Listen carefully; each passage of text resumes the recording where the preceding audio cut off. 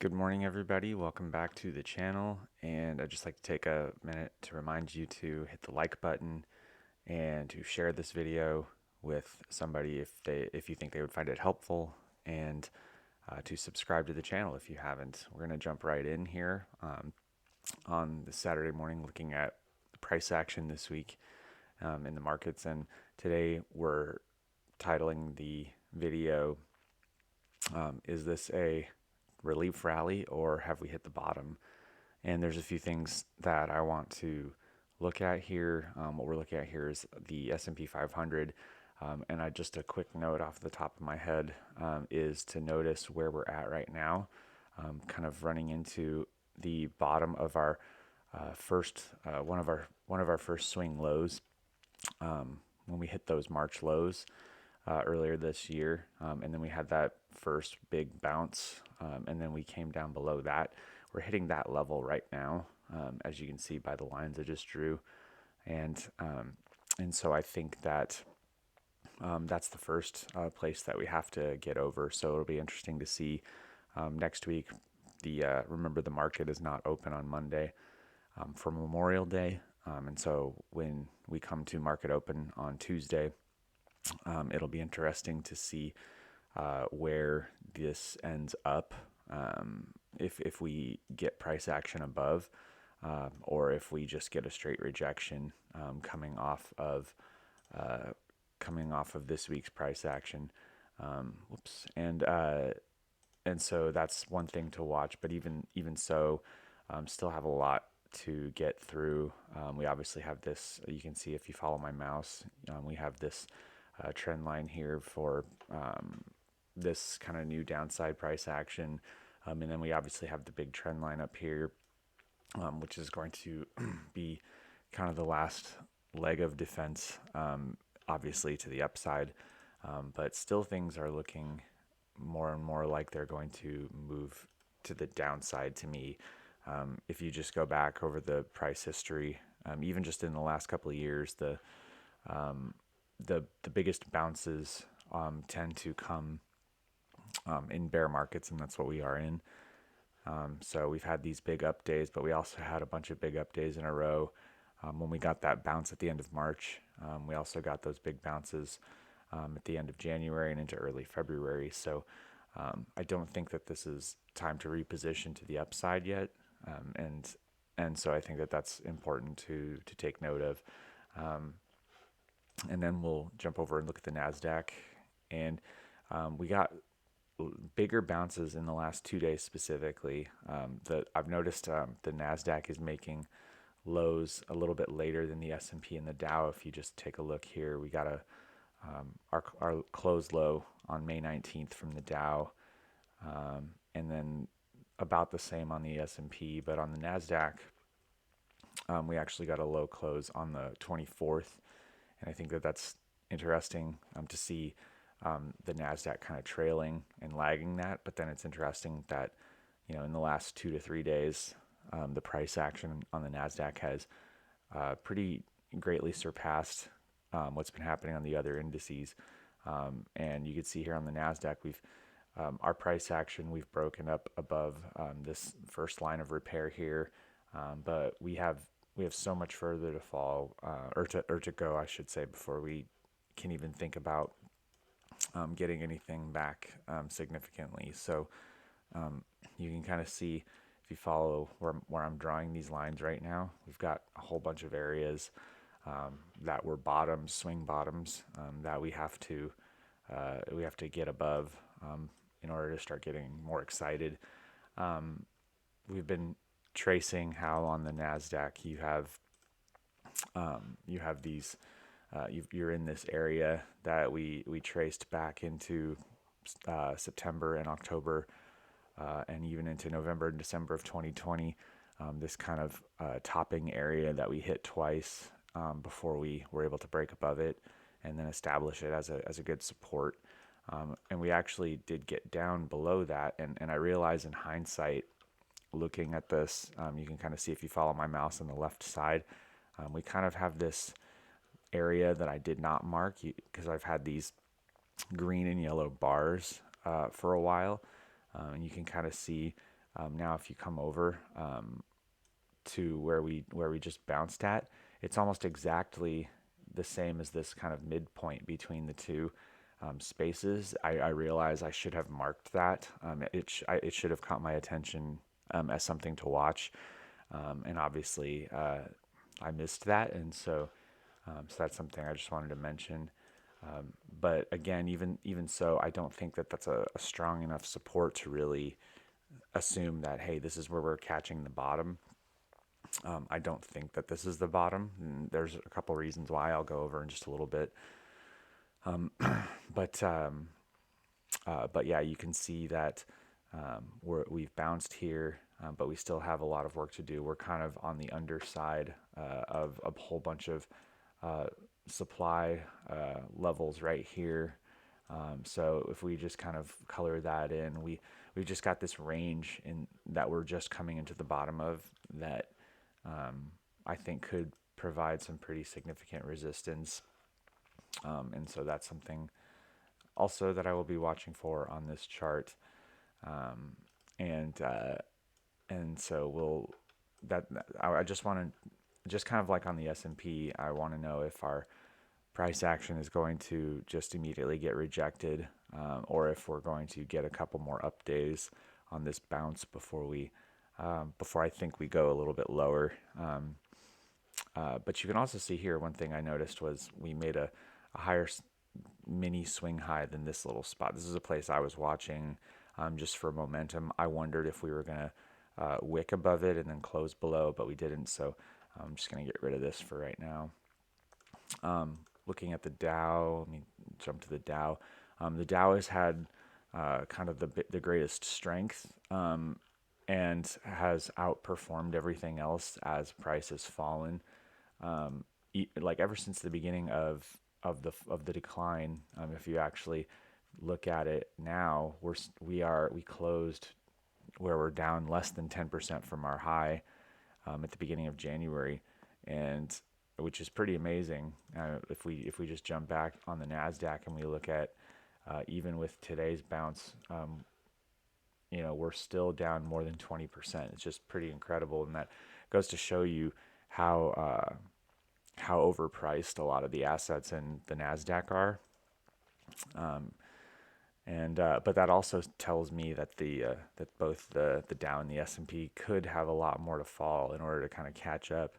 On the Russell here, same as the Dow, we got those, except actually even better because our bottom was on the 11th of May. So we had some that were bottoming on the 19th, and then obviously the Nasdaq on the 24th. But the Russell bottomed in this particular low. It bottomed before everything else. And so that's kind of interesting. And obviously, it has basically had the same performance the last 3 days that the Nasdaq had. Kind of broke above this first trend line repair. So this is a good trade. That what I just deleted. Let me put it back. This first trade so far is a pretty good trade. So just to use this as an example, because we got a clean trend line break, your stop loss is either here or maybe here, and so you've already kind of gotten your risk to reward is already like pretty good, and so what you would do here now is, because you've essentially moved to the next resistance, you want to move that stop loss up to your break even spot, so it'll be about right there. So in any case, it's that's a pretty good looking trade, and even on the Nasdaq, that's a pretty clean looking trade, and on the Dow, that's a pretty clean looking trade. But again, I don't know that it's a lot. I don't know that I'm excited about it. Really, I'll be excited when a lot of other things change. Looking at the U.S. dollar index, I have been kind of just stacking trend lines to the upside. In fact, I used to have a trend line, something like that. That's really bad, but I used to have something kind of like that, and I just deleted it this week because our price action has brought us below. A lot of people saying, "Hey, this is the, finally we've reached the top in the dollar." I'm not sure about that. If you pull back the multi-year trend line, we're just, I mean, we got above what had been a multi-year high on the dollar index, and now we're still kind of, even though if you go back, let's go back up here, we're kind of playing around in the same range, near still that top. I just think it's, you know, I think it's too soon to say that that the dollar has topped for this cycle. It could be, but we still have a lot of trend lines to break before we can call that. So this next dotted line right here is, if you follow my mouse, that's the next line that I'm looking at to break potentially. But the way I see this is still just a temporary consolidation, because if you think about just how strong the price action in the dollar has been, you can see here, it was pretty steady for the last half of 2021, and then ever since 2022, I mean, we went up 10% in 4 or 5 months, and that's pretty incredible. And so, and then if you go even from when we broke kind of this upside trend line that I'd been tracking, the move was 7% in the last 43 days. So it just goes to show you, like, that kind of price action is typically unsustainable, even in a environment where there's a lot of people rushing to the dollar. Speaking of the dollar, I'm going to go to this chart really quick, because I wanted to point out something that I thought was interesting. And essentially what you're looking at is all of the components of the DXY. And what I thought was notable was, if you go to approximately May 12th of this month, of this year, I should say, basically every part of the DXY, whether it be the euro, which is the one on the top in the white line, the British pound in the blue, the Canadian dollar in the yellow, the Swedish krona in the purple, and the Swiss franc in the green, almost every single one of them peaked in terms of, like, or started to roll over, I should say, away from the dollar on May 12th. And so I think that that's pretty notable. But the Japanese yen, which is the one in the orange right here, the Japanese yen actually kind of double topped, starting on the 28th of April, and then on May the 8th and the 9th. And so what I just thought was interesting was that the yen actually has been leading the currencies that are in the DXY, and that was the first indication that all of the other currencies were going to start gaining strength against the U.S. dollar. And so that was something I realized, that I look at this chart all the time, and that was something that didn't even occur to me. So, but I do think that that's an important data point to look at.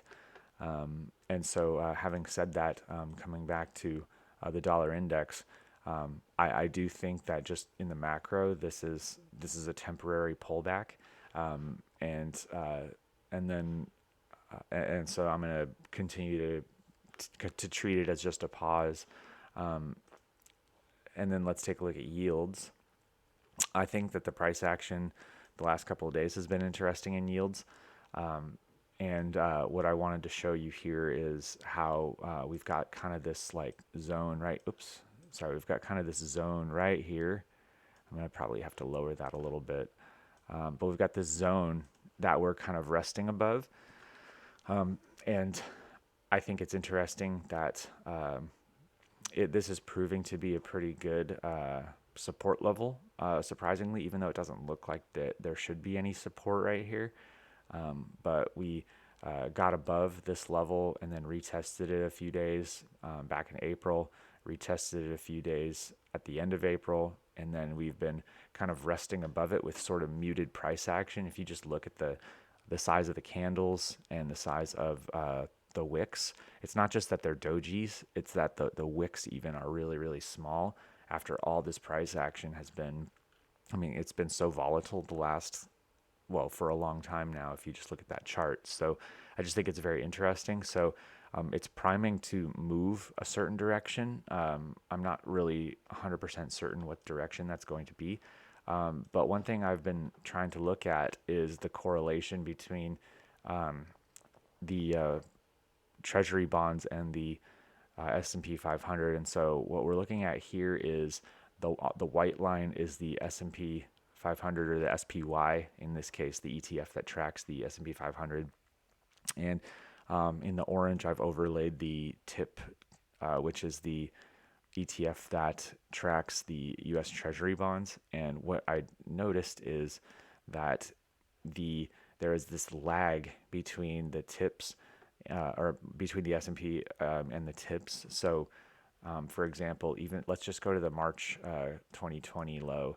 If you actually look, the TIP ETF bottomed on the 18th, and then the SPY bottomed on the 23rd. So that was about a week almost of like that it lagged behind. And then if you actually follow it up, let's see here, which one was I trying to find? You actually also see the peak in bonds come first. You see here on November 9th, bonds peaked, which is interesting because that's also when Bitcoin hit its price peak as of recently. That's also when the Nasdaq hit its highest price, which is very interesting. But then the S&P didn't hit its peak till the end of December and the beginning of January. And then on the way down, what you've seen too is that bonds have come off. Right here, February 10th was the low on the first major swing low, but then March 8th was on the S&P. And so we're kind of getting this, we're getting the sense here that there's a correlation between the price, but that one of them, the TIP, is leading the S&P. And so what I wanted to do also was I wanted to go back. There's been a lot of comparison to the great financial crisis back in 2008. And what I thought was interesting here was to note that in going from 2007 going into 2008, you actually see that the equity markets peaked before bonds in this case. And then, but what was interesting was the TIPS came down, right? So TIPS peaked in the beginning, in early March of '08, and they hit their bottom in November of the same year, where the S&P peaked October 2007, and then didn't hit its trough low until March, early March of 2009, right? So we've got this. This is something like a 4-month or so gap, or a 4-month lag in the bottom.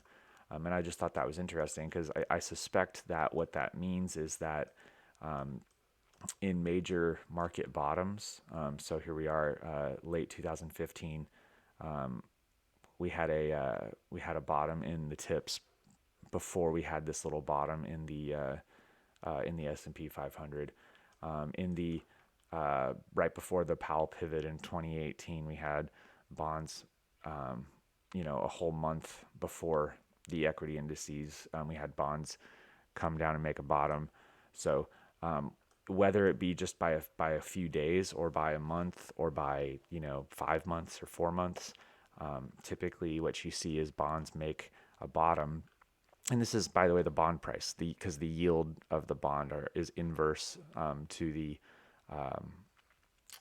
price of the bond itself.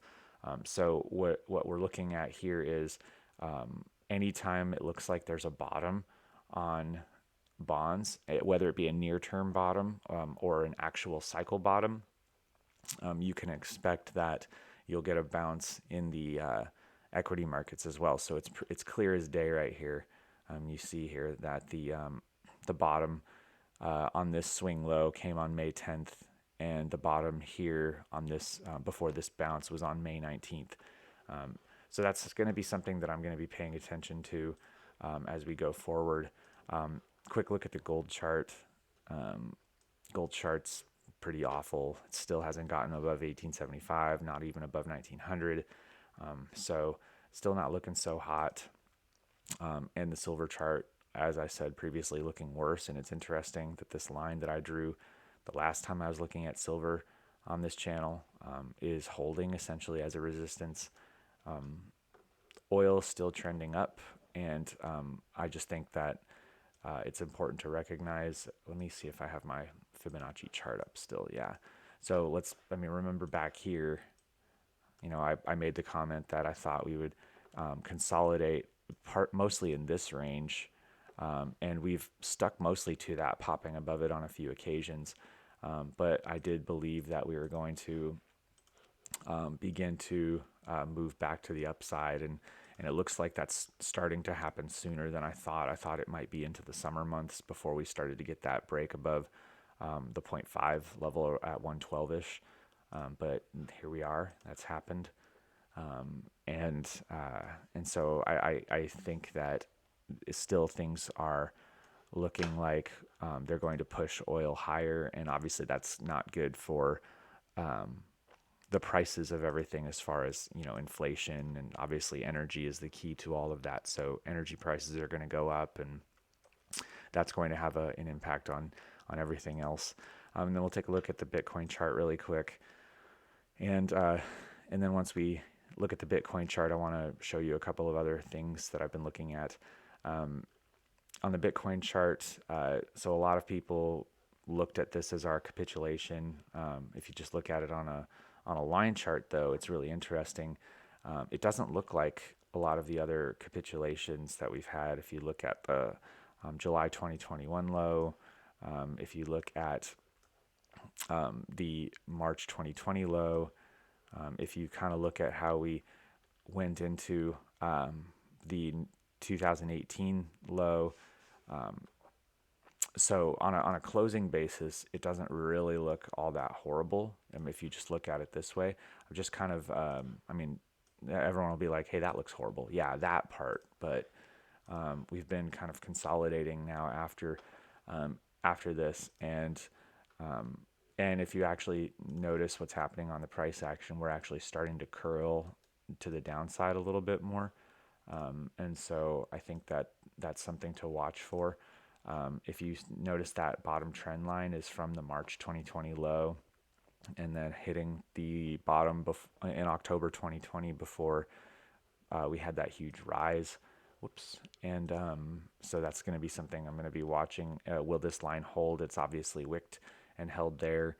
I do have kind of this zone right here where I've marked some potential support if we do come down below this line. Some potential support here between 22 and 24,000, and then obviously at the zone around the 2017 cycle peak. So that's going to be something that I'm going to be watching going forward. Now, I'm going to go back to my S&P chart, and I'm going to throw up something I've been using, a tool that I developed and I've been using for some time, and just trying to work on it. I'm trying to build a strategy around it. But in any case, it's called the SAMS indicator. It's a strength and momentum signal, and basically tracking a bunch of different metrics. And it's marking a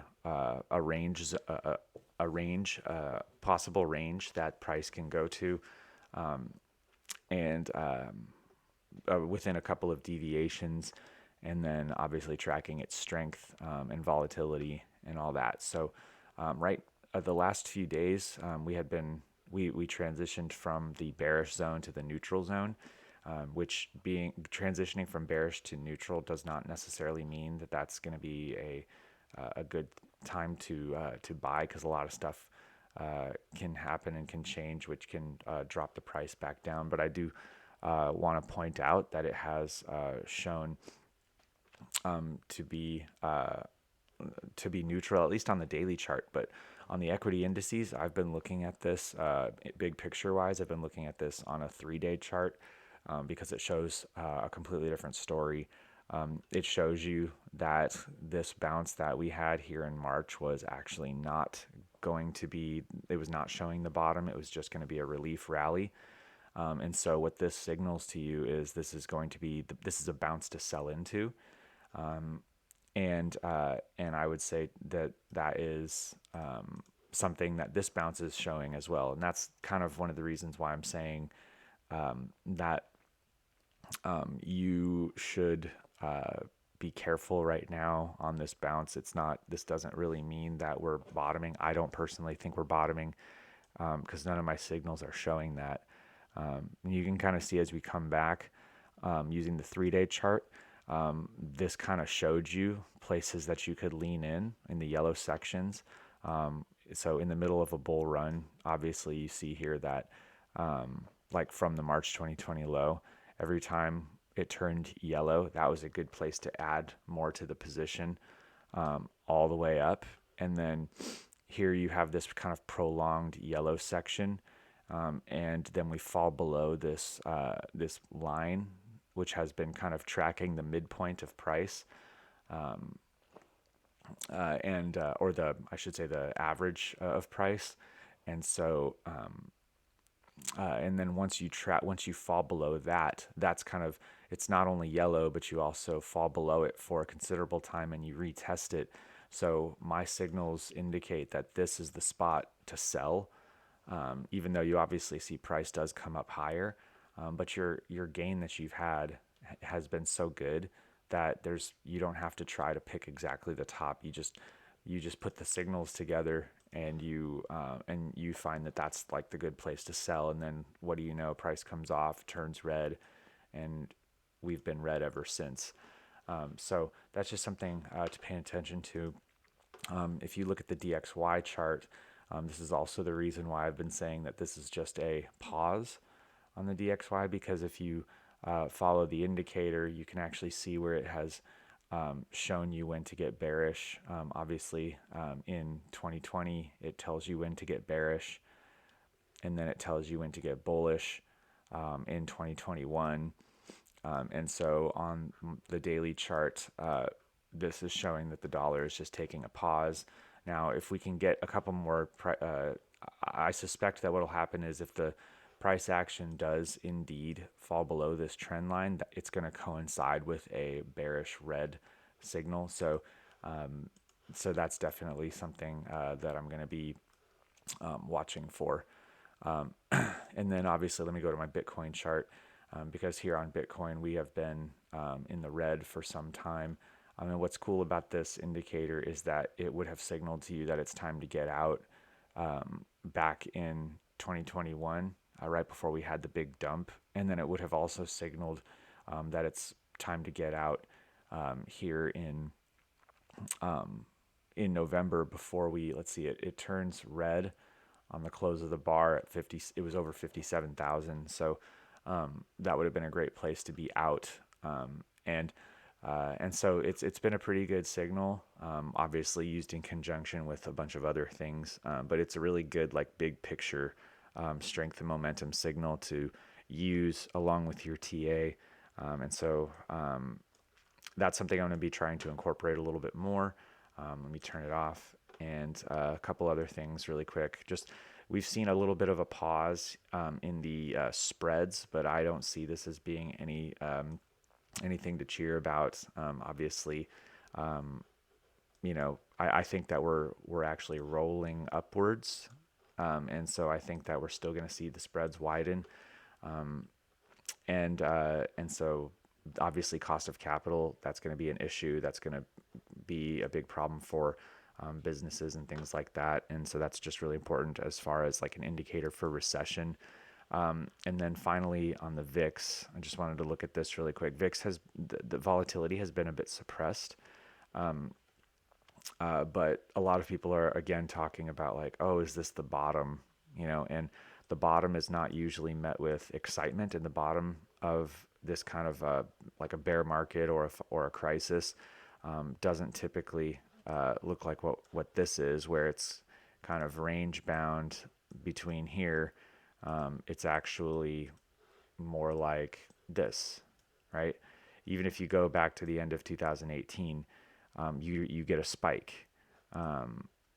right? You're supposed to get these little spikes in the VIX that go up, and that's usually the indicator that suggests that you're at